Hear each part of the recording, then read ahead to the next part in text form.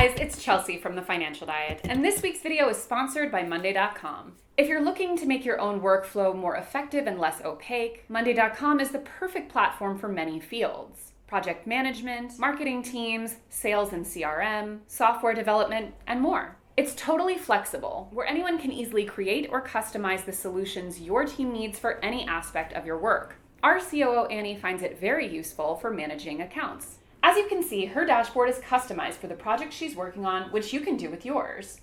It simplifies planning, organizing, and collaborating across different teams and hierarchies. And with all your work in one place, Monday.com ensures you never forget a deadline, or have to find key details for a project which are lost in a lengthy email thread. With every team member's work out in the open, it's always clear who is responsible for what, eliminating confusion in your workday. So click the link in our description to get started with Monday.com today. And today I am here to talk about one of the most pressing and relevant cultural issues of our moment, which is that Bachelor Nation is back this week with the new season of The Bachelorette. So of course we wanted to do one of our favorite things here at TFD, which is dissecting the problems with a reality show. The Bachelor franchise has been around since 2002, with 25 seasons of the flagship show, dozens of spin-offs, and countless failed engagements. And it's also a huge moneymaker for ABC, bringing in $86 million in advertising revenue in 2017.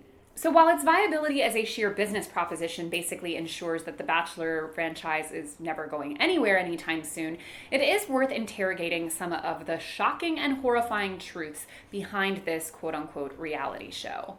Number one is the show's own diversity issues. If I know anything about The Bachelor, it is that it has long been an extremely racially homogenous, very white show that will often make a huge spectacle and event over any of its, quite honestly, lackluster attempts at true diversity. However, unlike many television shows, its problem with diversity goes well beyond just bad PR. In 2012, two would-be contestants brought a class action lawsuit against the show for underrepresenting minorities.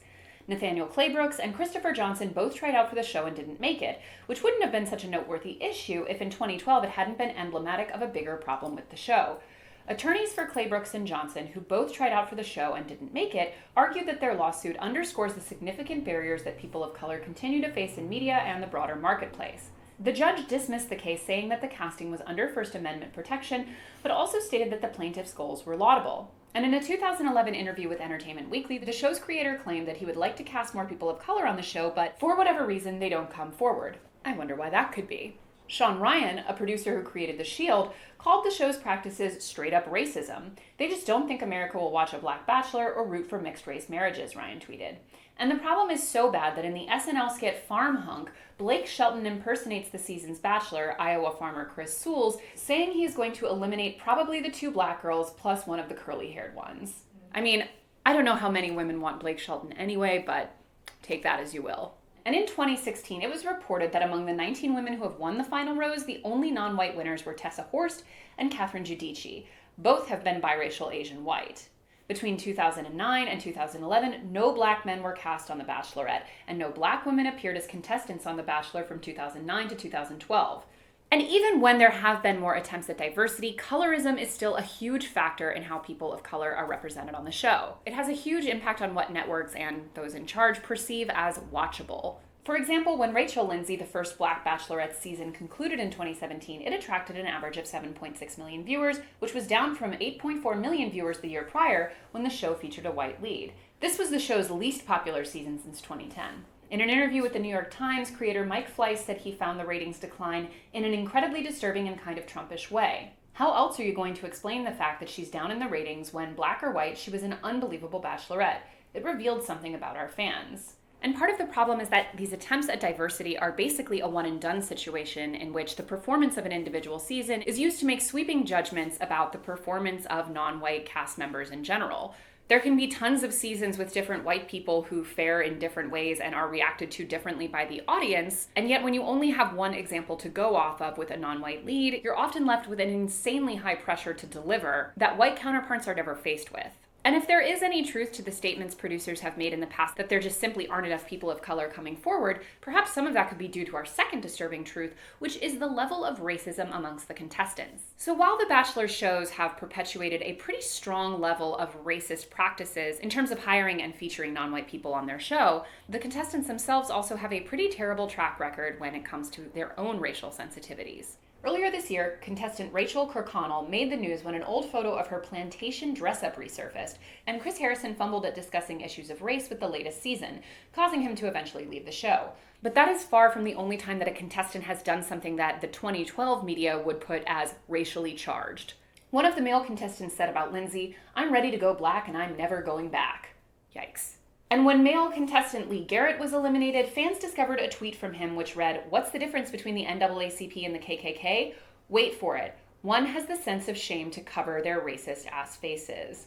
That charmer also clashed with a black contestant, Kenny, called him aggressive, and then shamelessly lied to the Bachelorette about what had transpired between the two of them. Fans also discovered a photo of Victoria Fuller, who came in third place on season 24 of The Bachelor, modeling with a White Lives Matter cap, which led to Fuller being pulled from a Cosmo cover. It should be noted, though, that it's been reported that what she actually modeled for was a Marlin Lives Matter organization focused on preventing white and blue marlin from being overfished, which used White Lives Matter and Blue Lives Matter messaging on its promotional shirts and hats. But I mean, okay, we can give that the benefit of a doubt and say that that's true, but even if it is, like, both the company and the people wearing the white and Blue Lives Matter hats, like, just really need to rethink every step of that process.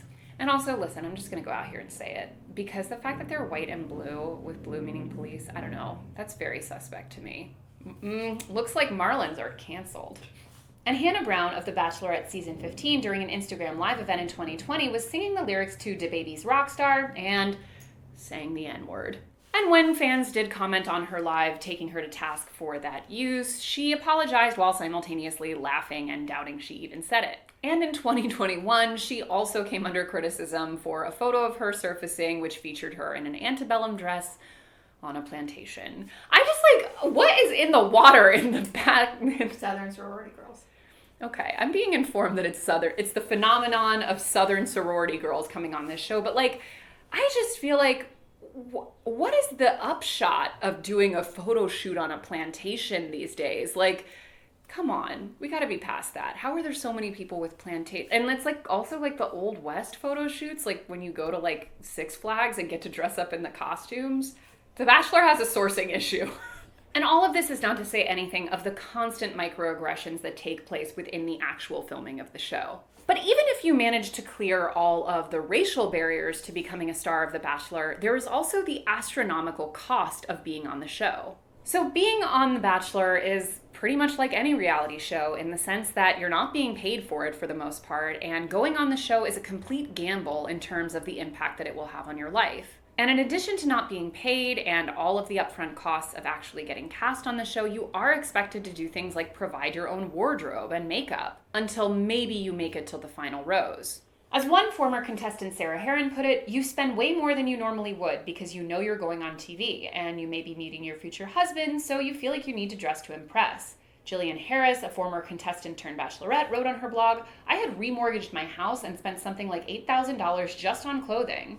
And there's also a massive gender division in terms of what is expected to be spent from contestants. Women will spend anywhere from $1,800 to $8,000 in preparation for the show, while men, on the other hand, will spend between $300 and $5,300, and that is mostly clothes, gym memberships, and a touch-up. While female contestants will get lash extensions, highlights, eyebrow work, facials, and gel nail polish, which all adds up. And contestant Marique Mateus made sure she would not run out of eyelashes. I spent $70 on eyelashes, she said. I just bought a bunch because I was I don't want to run out and not be able to get them. And in total, she ended up spending about $3,500. And in addition to the pressures of being viewed by millions on television and potentially meeting your future spouse, there's also the pressure on these contestants to parlay this experience into a longer viability as a kind of influencer, even if they don't end up with the Neil Lane ring. Lol. While season 16 winner and Los Angeles-based model Courtney Robertson wore all designer labels, season 14 winner Vienna Girardi wore all jean short cutoffs. So to quote whose line is it anyway, the points don't even matter. The idea of mortgaging your house, going into credit card debt, quitting your job, and potentially leveraging all kinds of other financial distress for something that is a complete risk sounds like a silly move financially, and it objectively is. But the potential of a true payoff is so high that every season, tons of people are willing to risk it. Number 4 is that for all of their trouble, few couples actually end up making it. There have been a combined 51 seasons of Bachelor-related TV to date. And while it promises the idea of finding lifelong love, back in 2015 it was shared that in fact only 2/3 of the season even end with proposals, and then out of those proposals only 5 have led to marriage, with The Bachelorette having a better success rate at 30% versus The Bachelor at 11%. And additionally, while many couples get engaged on the show, with almost every single season ending with a proposal, with an often complimentary Neil Lane ring costing up to 6 figures, that doesn't mean they get to keep the ring if they split immediately. It's actually in their contracts that they only get to keep the ring if they make it past the 2-year mark of their engagement. Listen, if that shit is $100,000, I'm holding it out in a sham engagement and then pawning it. And of the elite crew of couples from The Bachelor who are still together, we have first ever Bachelorette Trista Rayne and Ryan Sutter, and he's a firefighter who's never turned into an influencer. We stan. Bachelorette Desiree Hartsock and Chris Siegfried, Bachelor Sean Lowe and Catherine Giudice, Bachelorette Rachel Lindsay and Brian Abasolo, Bachelor Jason Mesnick and Molly Mullaney, Bachelor Ari Luyentic Jr. and Lauren Burnham, Bachelorette Tayshia Adams and Zach Clark, Jade Roper and Tanner Tolbert, Ashley Iconetti and Jared Haben, Raven Gates and Adam Gottschalk, Astrid Locke and Kevin Wendt, Caitlin Miller-Keys and Dean Unglert, Hannah Godwin and Dylan Barber. We were really getting some Christian Girl Autumn spellings in there, so I assume some of them might have some problematic tweets in their past as well. But as impressive as that list may sound, it's worth remembering that the vast majority of Bachelor franchise romances die out soon after the cameras stop rolling. The last stop on our bummer train takes us to sexual harassment avenue. Yeah. So something that is incredibly important to remember here is that while The Bachelor is a dating show, it is still fundamentally a workplace. And for being a workplace, it is one that has seemed to have an extraordinary amount of sexual harassment. In 2017, Becky Steenhoek, a former segment producer who worked on both The Bachelor and The Bachelorette, sued Warner Brothers and multiple producers for, among other complaints, sexual harassment. Steenhoek said that 5 cast members and executive producers asked her questions including, is your vagina shaved? Have you ever fondled testicles before? And have you ever sat under a shower faucet or touched yourself to masturbate? According to Steenhoek, the producers asking her impertinent questions noticed her discomfort, observing that she was blushing or that her ears were turning red. Steenhoek alleges that such indicators of discomfort only egg them on. As she put it was a fun time for them to see me get embarrassed. She alleges in the lawsuit that when she complained about their conduct to cast producer Caitlin Stapleton, Stapleton replied, "This is the way of the industry and the world that we work in. This is their way of showing that they're trying to bond with you." Ooh, love yourself. Bachelor in Paradise had similar issues come to light when Demario Jackson and Corinne Olympios were both reportedly heavily intoxicated during an encounter that prompted a lot of issues on how the show protects its contestants. Olympios claimed that she was a victim while Jackson denied the allegations. As she said, "I am a victim and have spent the last week trying to make sense of what happened. Although I have little memory of that night, something bad obviously took place, which I understand is why production on the show has now been suspended and a producer on the show has filed a complaint against the production." In the end, an internal investigation was conducted regarding allegations of sexual misconduct on the set of The Bachelor in Paradise, and it resumed production within 2 weeks, determining that no sexual misconduct had taken place. And it's also worth noting that on other franchises in other countries, such as the UK, alcohol consumption on set is heavily regulated, while on the US franchises, producers are all but pouring alcohol down the contestants' throats in hopes that it will make for compelling television.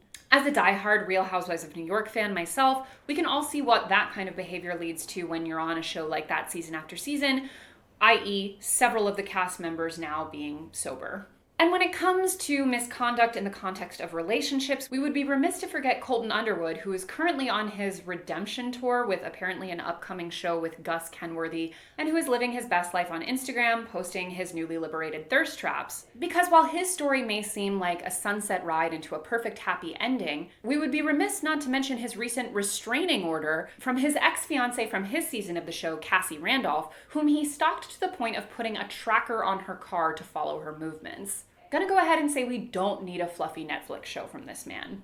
In the end, All reality television is extremely problematic. There's just no two ways about it. I've been recently watching a show on TLC called Seeking Sister Wives, and I have no explanation.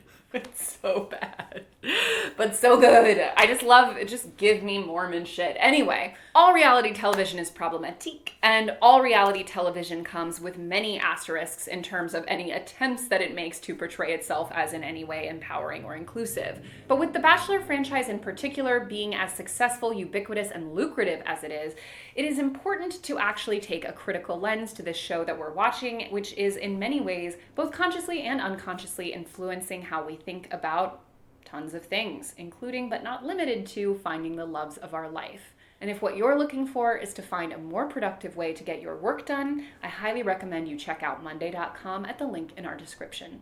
As always, guys, thank you for watching, and don't forget to hit the subscribe button and to come back every Monday, Tuesday, and Thursday for new and awesome videos. Goodbye.